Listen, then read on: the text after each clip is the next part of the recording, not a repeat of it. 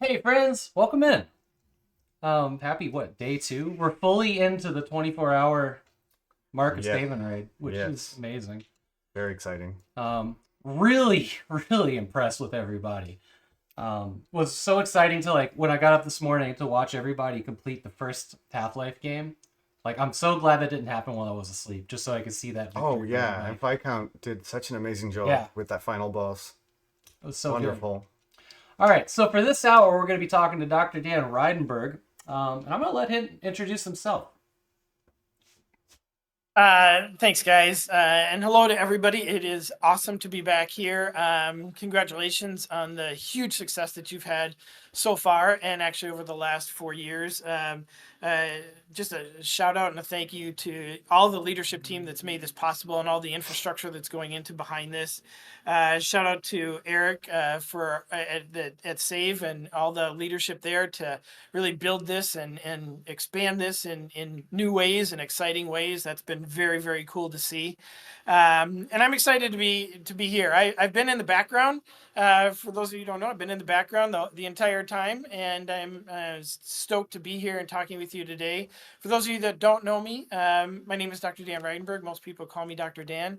I'm a clinical psychologist by training. I've been involved working in the field of mental health and suicide prevention for about 35 years.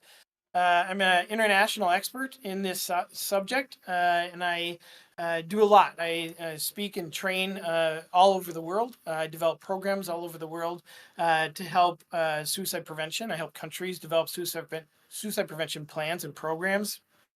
Uh, for the last 20 years, was running the SAVE organization, built it to a huge global international organization with a great reputation and a lot of programs that get to continue on, which is really awesome to see.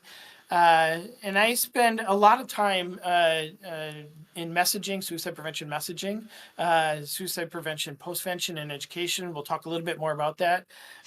But it's a little bit about me and where I come from, and excited to be with you guys again for year 4. It's been really awesome to be watching this from the launch of it through. I was up at 1 o'clock in the morning watching and all day. Huge congrats to you and to all the people involved. You're all amazing. Just out of curiosity, before we leave that topic, what are your favorite moments so far this year? Uh, Several favorite moments. I was watching it was Pixel. I can't remember Pixel the Turkey. other name.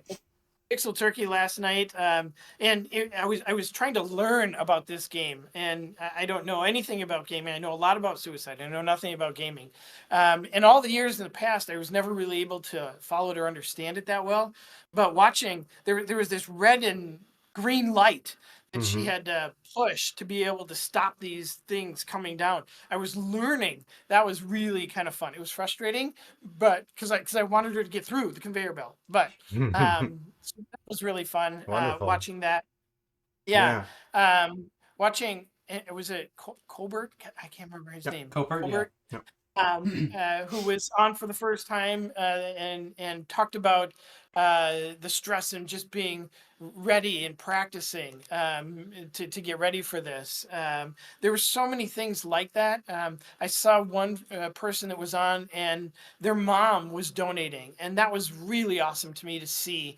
The families coming out to support it's even more than in the past. And I think the other thing that has been great for me is there are more genders that are participating this year than ever before, Hmm. which is really cool to see the diversity. So many things are just so exciting. But really, for me, it's the learning of the game. I've loved watching the game, and I've learned a lot. It's also, I mean, that's great. It's also really cool to see we're actually adding continents to the event Yes, this we year as are. well. Some continents that have never, like people Hmm. from specific places in the world that are new to the event, and it's becoming more and more worldwide, which is great. Absolutely. It's always a blast seeing you in chat too. It's really fun. Yeah. Yeah, no, it's cool. So, tell us a little bit about what you do, what you've been doing since Save. Sure. So there's actually been a lot going on. I'll talk about what's been going on in the field in a second, but kind of the major thing that's happened since I left Save last summer was I started a new project. We talked about the topic here of digital world, digital safety, the online world. Um, what ended up happening was it started to dawn on me that the media was putting out a lot of really bad and negative messages about social media and technology, and we didn't really have a good way to rate that and understand what that really was, and how for it to be fair and balanced, because it really isn't the messages that are going out about it right now. So I came up with this idea, this concept of, could we come up with a set of standards and change those standards into ratings? And then on all of the platforms, the technology platforms have ratings. So if you think of movies, there's movie ratings. There's actually ratings for just about everything in our world. And there are standards for things everything from the food that we buy, the clothes we wear, the cars that we drive, there's standards behind everything. There's standards behind car seats and lights. Everything has standards. There isn't anything yet in the field of social media or technology around standards. So I launched an effort to create the first ever set of standards for online technology companies. And the project is called SOS, Safe Online Standards. This is an incredibly challenging and ambitious project because, well, first of all, doesn't exist nowhere in the world. Second of all, everybody's calling for it. The Digital Safety Act is called for it. The American Psychological Association, the Surgeon General of the United States, Australia is coming out with a new set of recommendations, regulations. Everybody's calling for standards. At the end of the year, towards the end of December, um, the National Academy of Sciences, Engineering, and Medicine came out with a report on social media, particularly around young people. And they called for standards. And here it was, we are actually doing this. I'm literally building out what these standards are. So I've actually talked with them and many of the other countries around the world around this project. So it's a big thing, because what we really need is, we need young people to be able to go on to, whether it's TikTok or Instagram or YouTube, wherever they're going. And by the way, this includes gaming platforms, because I've Hmm. involved all of them as well. And Great. can you imagine if you could go on and you could see some like little symbol that would say, that would tell you if it's a safe place to be or not? And that you could click on that and you could get a hyperlink to tell you all the things that are behind the safety that's happening, and what to do about it if it's not safe, and how to get more information. Um, so we started out this project. I brought together experts from around the world, did surveys. We did focus groups. We did focus groups with every voice that you can imagine: people with lived experience, people who were survivors of suicide loss, young people, parents, experts. Uh, and what I did over the fall was I came up with this crazy matrix of all the things that everybody was saying around the world we needed for standards, and who was saying what standards should be. And if you looked across it, what it told you is that nobody agreed. There was no consistency among what people thought. Mm-hmm. So I brought all the experts together in December, and we started really kind of creating what could these standards be. And I'm really excited to say right now, literally this week, the week that we're in right now, the experts from around the world are working in a research model that was just approved. We have a full international study that's going on now on this project. Just got approved a couple days ago. And what they're doing is, we're going to 85% consensus. So we have a list of 30 different standards, and we're seeing which ones actually 85% of the people agree on. Well, once we have those, we're going to build out and rank them, and then we're going to come up with how to rate them, whether it's going to be a stoplight or a multicolored thing or a Hmm. numeric thing that's going to tell you how safe it is. We're going to come up with that. The other thing I should say, and as you know from my history, I work for all the technology companies, each and every one of them, in the gaming platforms, which is really cool.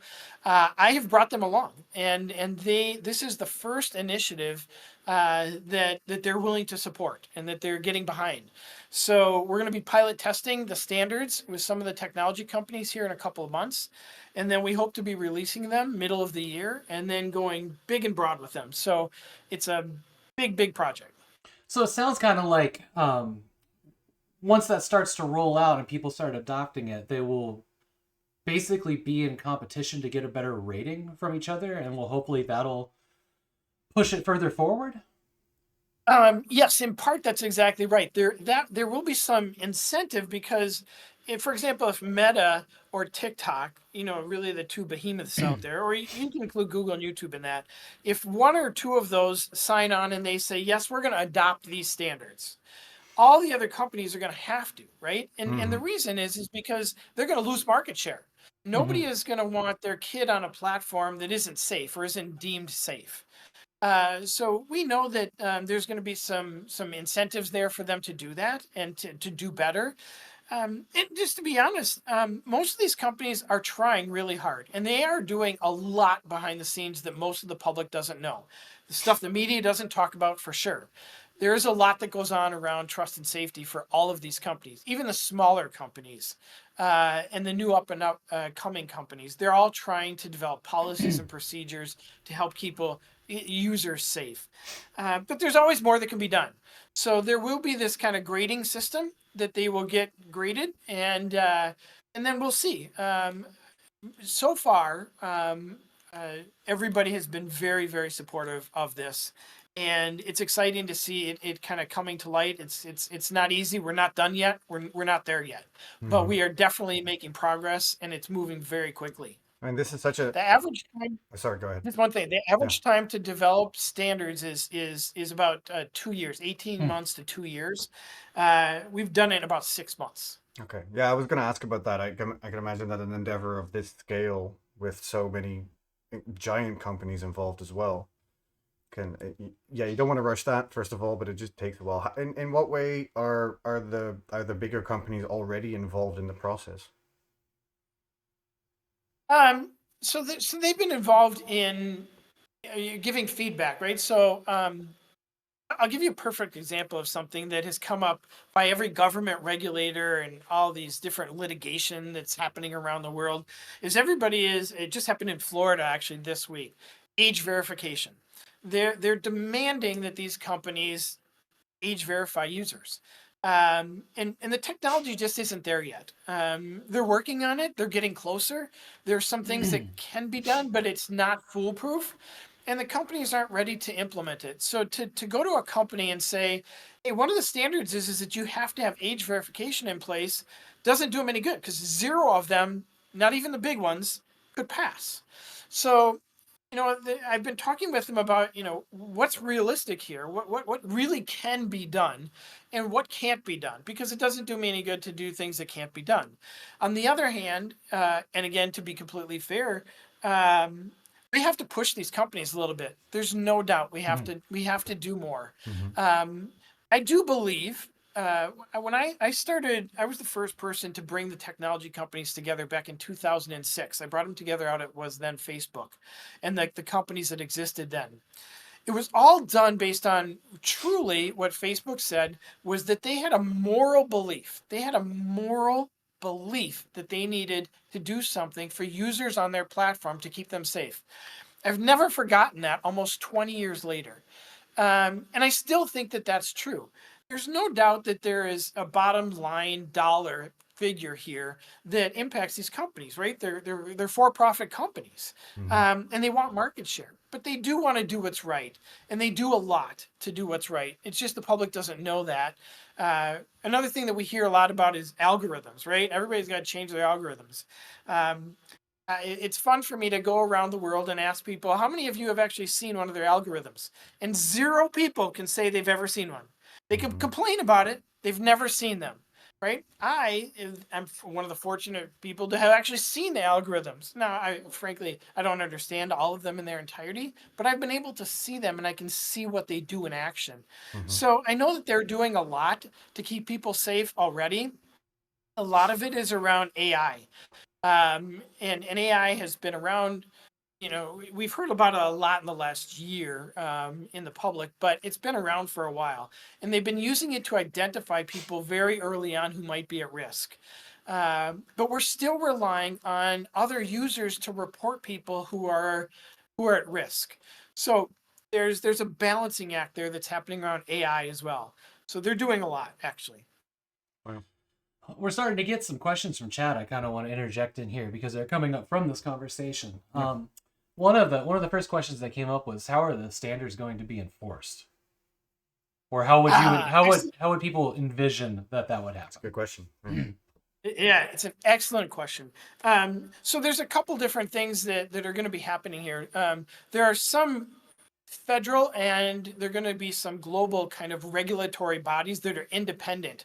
Where, for example, one of the companies are going to have to take some of their data for research and submit it to an independent neutral body where other researchers can look at it. So there'll be some internal and external control over that. That's part of the standards, actually, that we're going to be seeing out is about research. So there's going to be these external bodies that are external to the companies that will be looking at the standards and saying, here's what the standards are. Are you meeting them? We're also going to be doing that internally. So these experts that I have from around the world, we're setting up a system whereby we will be able to actually assess whether or not the companies are meeting them. So for example, let's say one of the standards is around a policy. They have to submit to us what their policy is around online content, right? So self-harm content, and that they have to remove it, things like that. We will actually have a list of panel members that will be reviewing everything, scoring everything, and determining whether or not they meet the standards. So there's going to be external things, there's going to be internal things, all measuring this. Very, very similar to how, for example, the Motion Picture Association in the United States rates movies, which I've been helping them develop a set of standards actually around suicide content for movies. It could be very similar process. Okay. What? Go ahead. No, I just okay. So what's the criteria you guys are using to develop the ratings? Like, what is? So we're using a lot, actually. We're using all the literature that's out there in existence. We're using all the expert opinion. We're using all of the voices coming in, and we're setting up a criteria using a Delphi research model. And the Delphi research model is the research model that is used when there isn't enough research in any industry yet to try to come to consensus. That's where I had mentioned, so we're trying to get all these experts around the world to get to 85% consensus. So if we give them a list of standards, do they all agree on it? And then once we get them to agree on which ones we'll go through, then they're going to have to rank order them. And again, they got to get to 85%. So we're using this Delphi research model. And again, it's all been done through a big study that was approved for human subjects review just this week. Wow. Yeah, it is interesting that such a model kind of has to exist for what you mentioned is definitely a topic where consensus is hard to find sometimes, right? Because this is not very black and white. There's a lot of different opinions on this, for sure. That's exactly right. There's even differences in opinions among the experts on different components around online safety. If we just think of ages for a second, what might be safe for somebody who is 16, 17, 18, 22 might be very unsafe for somebody who's 13 or 14. And that could be really unsafe for somebody who's 6 or 8, even though the platforms aren't necessarily supposed to be allowing a 6 or 8-year-old on their platform or a 10-year-old on their platform. We know that kids are using it. So we've got to figure out how to deal with that developmentally and make sure that the standards can be applied across these platforms. One of the things that I've tried to say is that the standard around mental health issues and suicide and self-harm issues, a standard is a standard. If we think that it's really important to maintain somebody's health and well-being and to prevent a suicide from happening through a viral challenge, for example, that shouldn't matter if it's on a gaming platform, if it's on a video platform. A standard is a standard. So there's differences in opinions, but this Delphi research model is designed exactly for this process. Very cool. Yeah, thanks for explaining that. That's definitely something that, if you're not heavily involved in that, that's maybe difficult to understand how that would work with such a large group of people. I wanted to know, like, this is obviously an ongoing process. This is something that takes a lot of work, a lot of people, a lot of effort. Do you have maybe I don't know if you can talk about this. Do you have an idea of like this is where I want this to go? Like, what is your dream scenario of like, let's say in 5 years we're at this point, and where like let's say this is implemented, where do we go from there? Yeah, and another really good question, fair question. So there's a couple things. I'm looking at two major outcomes here. One is adoption by the tech companies. We want all the tech companies to adopt these standards, right? And work to meet these standards. We want to get them there. I am not tech negative. I'm very supportive of tech. I know that they need to do more, and so we want to help them get there with these standards and give them some guideposts. Mm-hmm. This is an industry that is still a very young industry. There's standards for new cars that come out, and cars have been around for more than 100 years, and there's still standards, and they come out new. Hospitals have standards. So we want to get these tech companies on board, and we get them to adopt it. We're going to be getting endorsement from organizations around the world that will be endorsing these standards. And where that means it's going to go down the road is this is going to live on way longer than me. I'm way older than you guys, and this is going to live on way longer than me, just like movie ratings are and other standards are. Mm-hmm. But we are going to be developing a website where these will live, and they will continue to evolve and develop as technology does.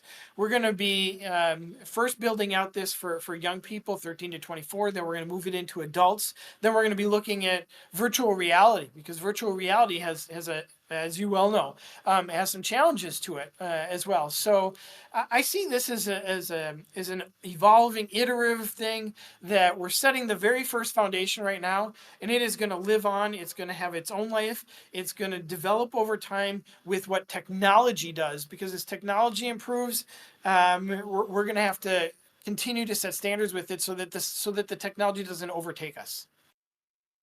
That's a great answer. It's good to hear also sort of having this realistic approach that that there's not like a one answer to these issues, and we're necessarily done at any point, because yes, technology, especially in the past couple of years and definitely into the future, is just so it's changing all the time basically. So that's thank Yes. you. Yeah. Yes. Yeah. Something interesting that I think about often from the outside. Like, we haven't seen the algorithm. You said, that you've seen some of them, but we know in the public that your computer can be tracked all the way down to the size of your browser window, and you would think that websites would be able to ascertain, with just the massive amount of data they collect from our computers, the age of a person.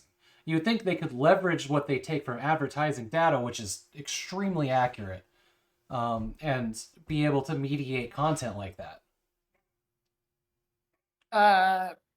What I can say is they're close. They're not there yet. One of the things that they're really looking at is an iris. That's as being the best determinant of age, even more so than what somebody's doing online in terms of their online behavior. They're looking at a physical property, but even within that, you're talking about a 2 to 3 year kind of standard deviation from what the age is. So if the technology says, well, this is a 14-year-old, could be a 12-year-old. It could be somebody that's a little bit older. So it's just not there yet. So it is more than just the behavior, the sites that they're going to, how long they're doing things online. People get shocked by that. If you're scrolling through a feed, whatever your platform is, and you spend 3 seconds on something and you spend 10 seconds on something else, they know that. Right? They know exactly how long before you've scrolled to something else. And then to try to determine whether or not that's age related or it's an interest related thing is a very hard concept. We just don't have enough research yet to tell us what's happening in the mind, especially of kids, that's causing them to scroll or not. For some kids, it literally just might be attention span and have nothing to do with interest, have nothing to do with anything else. And yet we know, for example, some platforms, just by spending a little bit more time before you scroll, all of a sudden you're going to get more feeds coming to you from that interest. Yeah. So there's a lot to it yet, but age verification isn't quite there yet. It will get there. The coding is an issue. It's very hard. These systems are very hard. And honestly, there are some companies that have coders that are not quite as good, and there's some companies that have coders that have coded bad things actually. Yeah. be told. There's some bad Yeah. things that have happened. For sure. So, I mean, the companies have to get better. We have to push them along, but this project is going to give them a foundation. It's going to be a start. It's the only thing like it. It's expert driven. It is going to make a difference in the world. It's going to help keep people safe. it's very exciting, to be honest. And what you're saying about coders and bad code and stuff like that, I think there's an idea that, you know, code is like objective and it's machine based and everything, but code obviously is written by humans, and humans are, you know, not perfect. So that is absolutely That's ex- something to take into account. Yeah.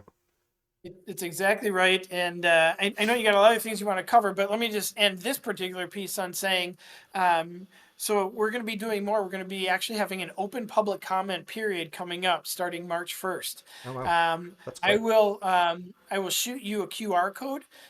Would love to have anybody who's watching this Mm-hmm. hit the QR code, go and give us feedback, and I'll actually make a special offer to anybody that's on here. If we're going to be doing some focus groups, if you guys want to have a unique focus group, a save and raid kind of focus group with some of your people, we can hold a specific focus group just on the standards and get their feedback, because you guys are critical to this conversation. So open it up for you guys, and we'll give you that to you too. That's very exciting. I mean, in chat, I'm seeing a lot of like discussions about this already, so people definitely have Yeah. opinions. I mean, a lot of us are streamers. We definitely have opinions about these things. So, and it touches on us as well, right? Because Twitch is a company like that, you know, that would benefit from a rating like this, and it has issues that they deal with. So for Yep. sure.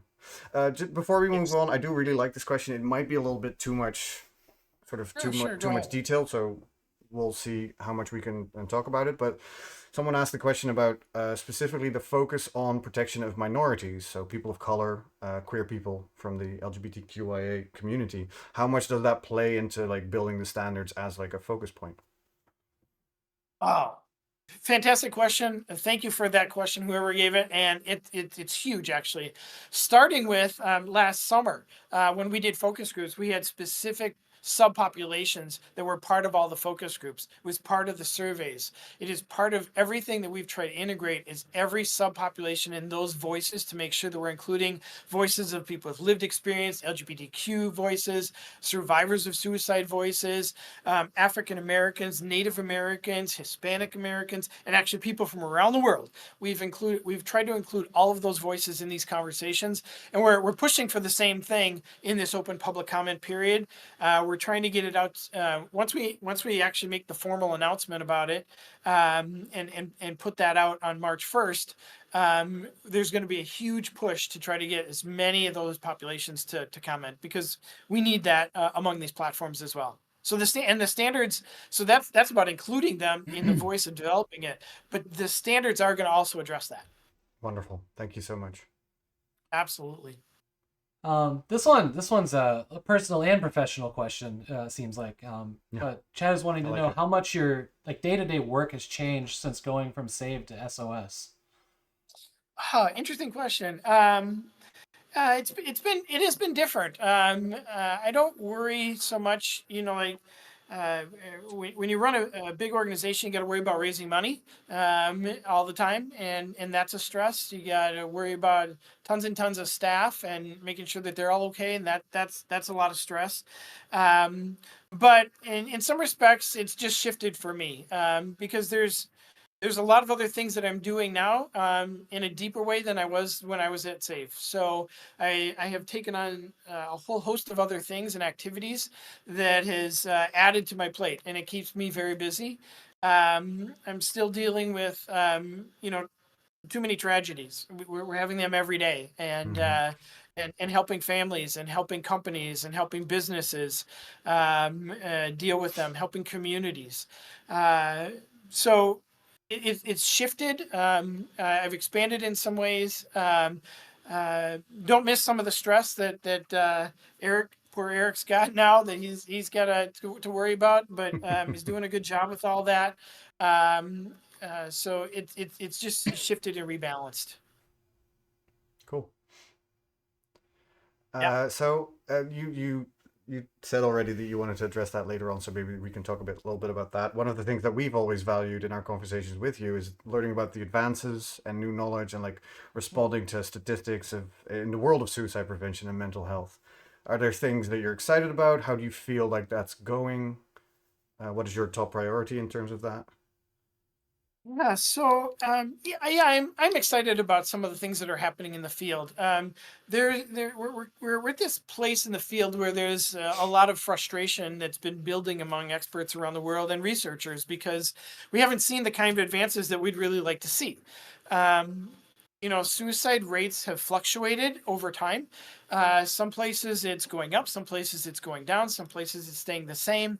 The numbers of suicide are still too high around the world. It was 750,000 people a year dying by suicide. It's just too much. One person every 40 seconds. It's just too much. So there's this frustration, and I think that it's good. I published a couple articles about the frustration in the field and the chaos that the field has. And what I think we're starting to see is some convergence that we've got to kind of move beyond the frustration, and we've got to kind of narrow our focus and do some things at bigger scale than we've done before. What we've seen over the last 20 years is everybody jumping into the field and doing all kinds of things, but none of it's been very focused. And that hasn't really worked. So we've got to converge a little bit more, and we're starting to see that. A couple of years back, the World Health Organization, for transparency, I have to say, I'm a consultant to the World Health Organization. I do training for them around the world. They put out the Live Life Implementation Guide. And this guide, which I was part of developing, they came up with 4 basic areas that we have enough evidence for around the world that says that every country should be doing these things. Lethal means restriction, right, is a big one. How can we keep people safe from things that are going to hurt themselves? Media and how they report on suicide, social emotional things for adolescents, and then training and things, clinical things for people who've attempted suicide. So there's this convergence right here in this World Health Organization document. We're starting to see some of that, and then what I'm doing is building that out in different countries and here in the United States, around the world. Last August, I did a big panel with the Centers for Disease Control and media, training the media on numbers and how to talk about and how to report on data better, because they report on data and they scare the public. They don't give the public good information. In Slovenia in September, the World Health Organization, we put out a new updated media reporting guide. I'm the co-editor of that guide, trying to get better along those lines. We're doing a lot more around means restriction now, because I think people are seeing that that's an area we just haven't done enough focus on. Whether you're talking about bridge barriers, you're talking about firearm safety, not control, but safety, prescriptions and how prescriptions are given out and medications are distributed, poisons and all the things that hurt people. We're starting to get the frustration is turning to some convergence there that I think is really good. We're starting to get more involved with Hollywood and the entertainment industry and Bollywood over in India. And part of that is because India has about a quarter of all the suicides in the whole world in one country. So getting the entertainment industry along with the media and the news and the traditional media involved is really important, because those are huge messengers out there in conveying messages about these things. Obviously, bringing tech along and trying to do some things with social media and improve those things is going well. We're updating the safe messaging standards. I know that in one of your promo talks that you talked about the suicide prevention safe messaging guidelines, right? And I was part of when we developed that many years ago. We're talking about updating that now to bring it more current and to give more guidance to people on how to talk about this safely, because everybody can be a messenger. Everyone. There's tons of messages going out through this whole event about this. And it's why you spend so much time over the years being clear on safety and messaging. The more clear we are on safety and messaging, the more we reduce the risk of people dying. We just published a big article on a case up in Canada. Some streamers might have heard about this, but the Kenneth Law case, where this person was online and encouraging others around the world to take their life using one specific method. the reason I'm bringing it up is we're not only doing things around the media around it, around the world, but we've created a new thing on novel methods of suicide, because novel methods and novel challenges that we see online, these viral challenges, go very big very quickly. So Mm-hmm. these are some of Mm-hmm. the kinds of things that are happening, that are both old things kind of funneling into new things, and new things that we're focusing on. I think one of the biggest things that has come about is we've learned not only that scale, right? We've got to take programs to scale, because we just haven't ever done that. But we've got to do community-based prevention that's comprehensive.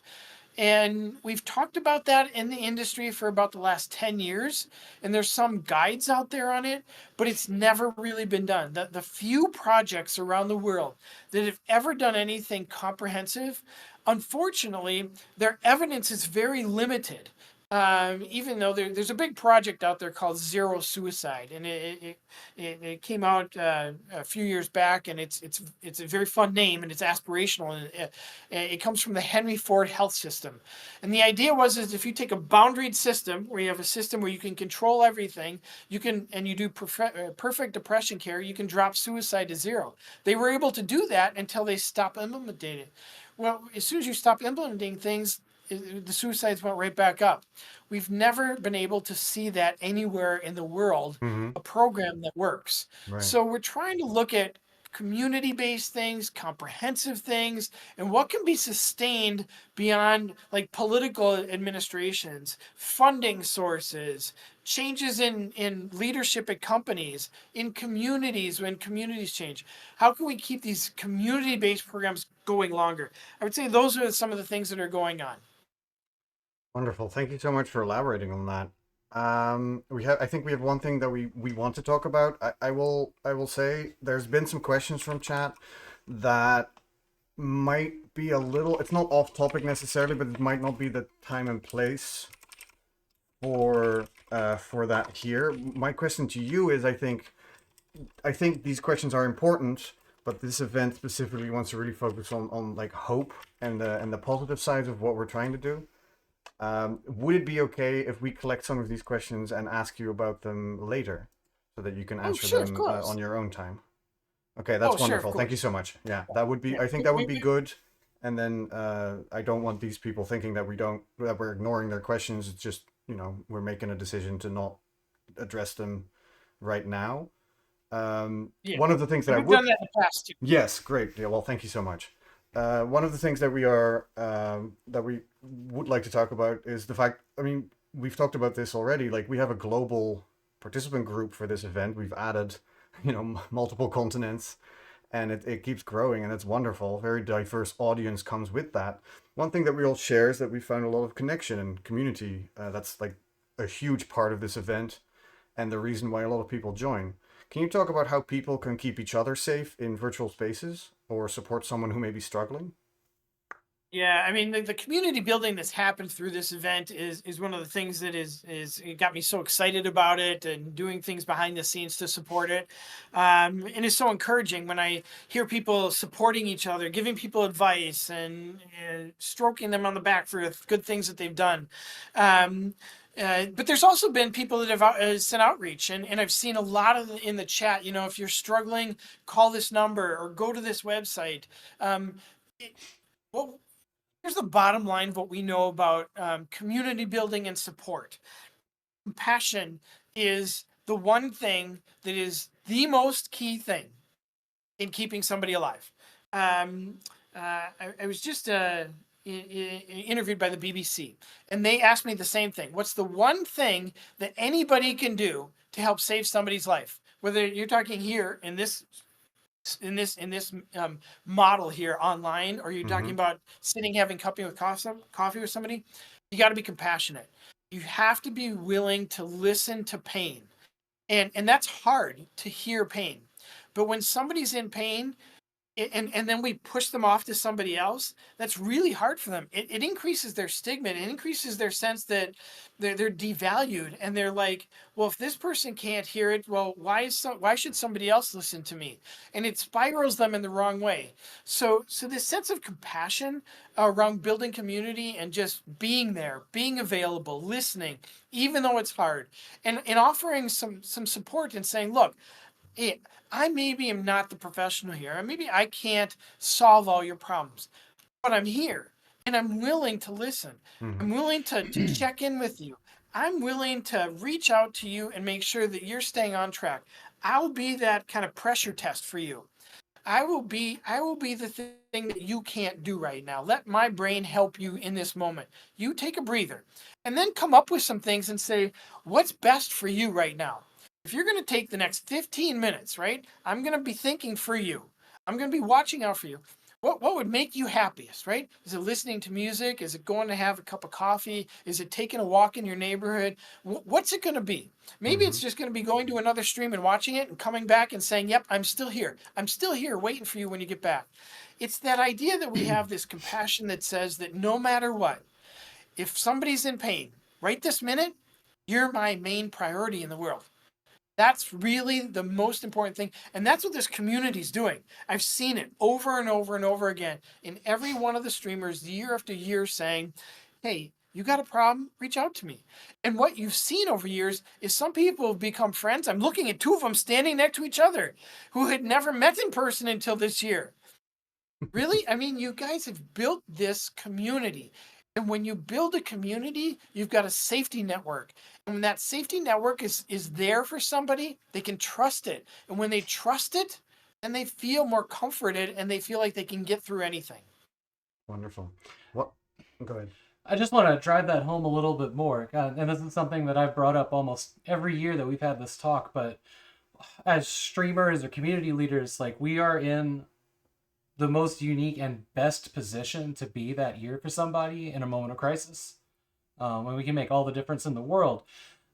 Because what is the closest thing to what we do? It would be pre-recorded. It would be actors. It would be, podcasts, radio shows, like somebody that people look to as role models or inspiration. And we're almost the only thing that I can think of at this moment that is able to actually interact with an individual every single day.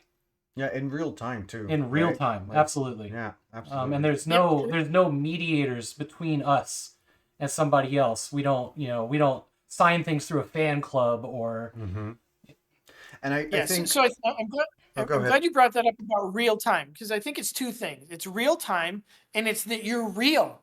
You are real people that are real caring people. You're not doing this for any glory, fame, fortune, or anything else. You're real people, and when you're out there streaming just on the daily basis, you're just being real. So not only can you do it in real time, which, say somebody else, hey, you're really struggling now, call your therapist and see how quickly you can get in. It's going to be 3 months before you can get in to see a therapist. You go to an emergency room and wait hours to see somebody. This is real time with real people. Now, just to be honest, that poses a challenge for the platforms, because the platforms have to be very careful about what's happening in real time among real people. And that's where I come in kind of behind the scenes and working with the platforms on what they do. But yes, you're exactly right. This is real people, real time, real authentic. Yeah, and one of the things that I love seeing more of since we started doing this is not only people coming forward in Twitch chats about some of their things, but also how streamers react to that. And I feel like I see people ignoring it less, being more confident in saying, like, putting up their own boundaries and making sure that they're emotionally safe and able to do what is sometimes their job, by saying we should absolutely talk about this in Discord, or DM me on whatever platform you want. For now, I can't really help you, but I am absolutely here for you, and let's talk about this. And I think that distinction, because that can be scary, and I think something that really helps our participants is the one step ahead training that we provide, because it is like you say, right? Like, listening to pain is hard, and having that responsibility as a Twitch streamer or community leader or someone in that position can be scary. So being able to protect yourself from trauma dumping, from not being ready for that is hugely important. But I see that more and more each year, that people are feel prepared about that. And I don't know if that's just the one step ahead, if that's just our talks and Save&Raid, or just people getting better at it. But that's wonderful to see. So speaking of Yes. speaking of one step ahead, I just posted a link for anybody that wants to take this training. Streamer, participant, viewer. One of the things that Save did this year was make it available to everyone. Yeah. And I Which just is posted. really cool. Yeah. So you know that I built that when I was there, came up with the One Step Ahead program and created that project. And I think what you were just talking about there is that it's education and information, and the more knowledge people have, the more confident they feel about being able to do things. And sometimes that's talking about it themselves, right? And opening up to somebody else. So they might be struggling and not know what to say, watch One Step Ahead and feel like, hey, I can talk about this. And there's going to be people out there that are part of Save&Raid that are going to know what to say to me. That are going to know how to listen. They're going to know what to listen for. They're going to know what to watch for in terms of risk factors and warning signs. So it's not just them being educated, informed, and helping others. Sometimes it's them themselves getting that breakdown of the stigma. Yeah, for sure. And if anybody is interested in doing that training, absolutely do it. Like we say, Save provides it for free. You just got to sign up. Which is awesome. And if you're in our Discord, let us know that you did it, and you can get the role in the Discord that you've done it, so people can see that you've done it. And that's just a little something that we do. A little badge that you're a pillar of the community. Yeah, for sure. Yeah, it's hugely appreciated that people do that. And this year especially, like, there's been like a lot of people. Yesterday, 22 participants in Save&Raid have taken that course. Wonderful. We have 22 people in that role, which is incredible. Yeah, and I don't think we necessarily have the numbers on non-participants, which we've been saying since the beginning of the event. So there might be more people since the beginning of the event who've started. I'll rephrase. There are 22 people that have shown me their certificate of completion, and I've given the role to in that Discord. That's great. It's fantastic. Congratulations. That's awesome. Thanks. Yep. We're nearing the end here a little bit. I think what we can do, perhaps in the Discord, is set up a channel for questions that we can collect. Absolutely. And then we can share that with you down the line, and you can answer in your own time. One of the things that maybe we want to end on is, in relation to the SOS project and other work that you've been doing, you've developed some exciting new partnerships with some companies that our audience will be very, very familiar with. Can you tell us a bit about how that went, and is there anything you want to share with that? Yeah, so a couple of things. One is last year, with your guys' help, created a PowerPoint presentation, and I actually put Save&Raid on the world stage that at was the very World exciting. Congress. Mhm. Yep, put it on the world stage. There was a lot of interest around it. Shared it in a presentation there, and was just recently asked to give one of the big keynote addresses coming up this year in Rome on social media. And as part of that, I will be able to actually talk about this and talk about all of the people here. So it's really cool that this community has been built up now, and it's going to professionals, it's going to people around the world, and it's going to some companies. Companies are hearing about it through some of my other work. So one of the really exciting things that I want to share with everybody is through Discord. Discord is a partner that I've been working with, and there is a great team there. And one of the team leads and I have been talking, and they've been talking internally, and they're very supportive of Save&Raid. Not only have they been watching this weekend, but they've been doing a lot of things behind the scenes to promote this, and they have a lot of interest in Save&Raid. We are going to be looking at doing a big town hall among a lot of the different servers, and a really exciting thing that I'm pleased to announce on behalf of Discord, not my behalf, but on behalf of theirs, is that they're going to be giving gift links to every one of the participants this year for 3 months of free Nitro that you're going to get. We're going to give it to everybody afterwards. And I think there's going to be some other things that are going to come afterwards as well. I know that they've been doing things internally, just among the company themselves, around this event, because people are so stoked about it. So, huge thank you to Discord for all that they've done to help get to this place. I know we had a call with them. Both of you were on it. They were incredibly impressed with you and all that you've done. And to be fair to the rest of the leadership team, you gave them all kudos and credit as well. So everybody got it. But we had a small call. We Yep, are very much small. aware of the fact that we don't do this by ourselves. Yes. Yeah, no, absolutely. Nope. But they were very impressed with the leadership team and all that you've done, and every one of the streamers, the website that's been built. So I think there's going to be more coming from that in terms of this. And like I said, because there's some other opportunities behind the scenes in terms of some of the other platforms, there's interest in this, and how can we grow it? How can we make the most of it? How can we make sure that other people know about this and the positive benefits of it? Because right now, too much of what happens is the media only talks about the negative sides of social media, and they don't know the real data, and they don't know what's really happening behind the scenes around the world of what these companies are doing. So we're going to use this as a platform to springboard some good. Before Wonderful. we end here, I saw a message go by in chat that I was wondering if you could address.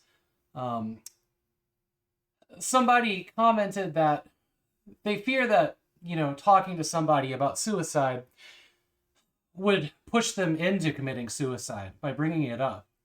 And I know we've discussed this in the past, but I wonder if you wouldn't mind talking about that. Yes, absolutely. And I think it's a very fair question. It's one of the main questions that we get around the world is if I ask them about it or if I talk to them about it, it's going to make them more suicidal. It's going to lead them down that path. And here's what we know. It's really not. If somebody's thought about suicide already, they're looking for somebody to help them, to meet their mind where their mind is at. So it's an opening to engage in a conversation.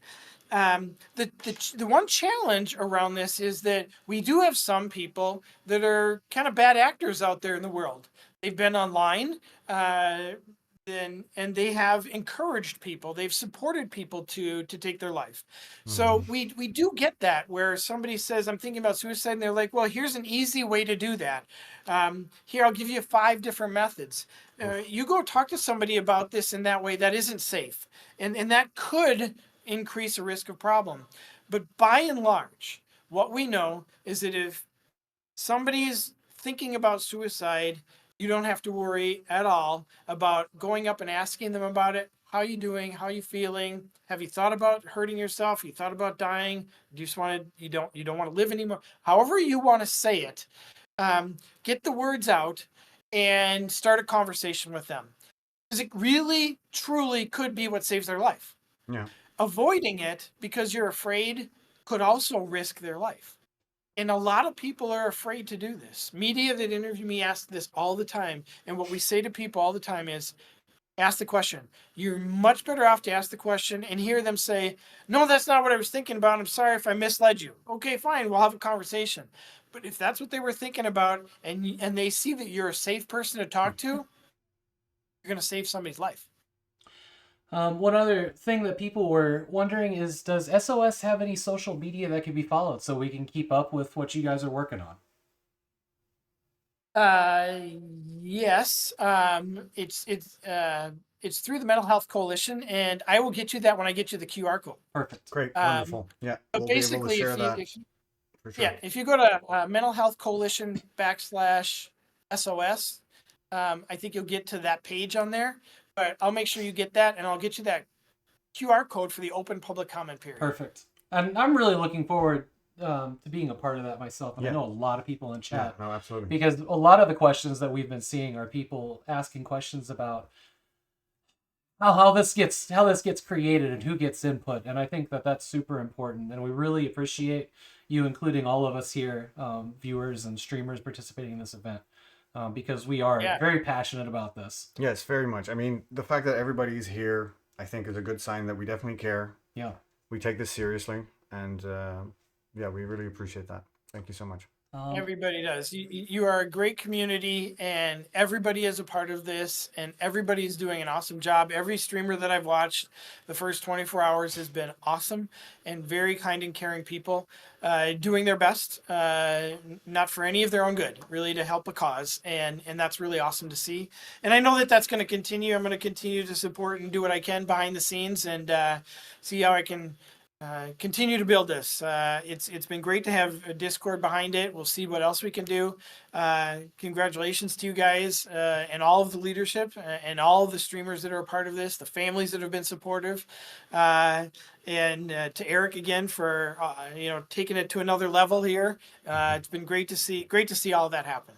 Thank you. Awesome. And thank you so much for being here with us again. And we look forward to speaking with you in the future. Yep, absolutely. Absolutely.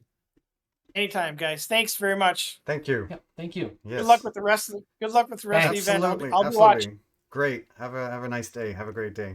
Thanks for being here.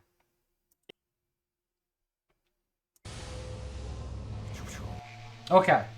Woo! Oh, that was wonderful. That was great. Thanks everyone for your questions in chat, your interactions. I hope everything. We didn't quite have as much time to look at chat ourselves, but thank you so much for like an apple in the background to being able to share that with us. One of the things in the future with this particular segment, like the Saturday segment that we're both looking to do, is to create a council roundtable of suicide prevention experts. And we'll probably bring it up to 2 hours because it's become increasingly clear every year that there is a lot to talk about. Yeah. And that the chat questions are very important. So like Will said, while we didn't get to every question today, this is something that we know is very important to this event. And we're going to be expanding it in the next years, but we're going to take the next year to think about how exactly we do that and who's involved. No, it can go many places, and I think we're both excited about expanding on that.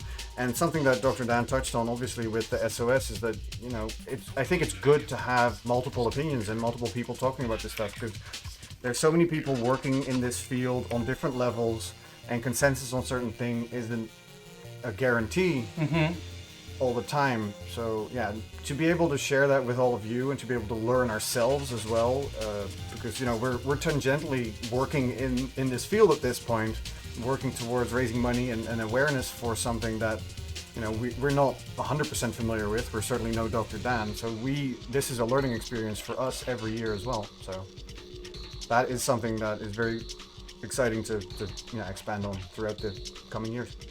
All right, we got about 1 minute, so we're going to get that raid going over to Captain Peelcard, who's going to be picking up an opposing force. Yes, we're at opposing force. Very good. So yeah, we're gonna bring the chairs back in here, and we're gonna hang out. I guess there's just a hazmat suit just chilling in the corner. We're gonna bring the people back in. Yeah, we're gonna bring the people back in, and we're gonna get the watch party going. Is there anything that we wanted to talk about? Yes. While we'll have you here. One thing that I wanted to remind everybody of, you can too, about the incentives being available all the time. Yes. Don't forget to check out saveandraid.org about milestones and incentives especially. While you're donating, pick something. I see so many people donating money and then they don't pick an incentive to go with that money. You could do both. You could donate money, have a great thing, feel good about that, where you're sharing stuff and you're I just heard myself, that's weird. You're supporting a great cause, but don't forget to make someone play a fun game also, or get something out of it. A floppy disk postcard from vacation, that, or a normal copy postcard. of Legends, or definitely a copy of Legends. Yeah, signed by both of us. Speaking of milestones, there's some really interesting stuff coming on this weekend if we get there. 10K, I'm gonna have to read Legends 2, which means I get to finally watch that poster be unveiled, because I'm very excited about that. There's some tattooing that we might be doing. Wow, that rhymed.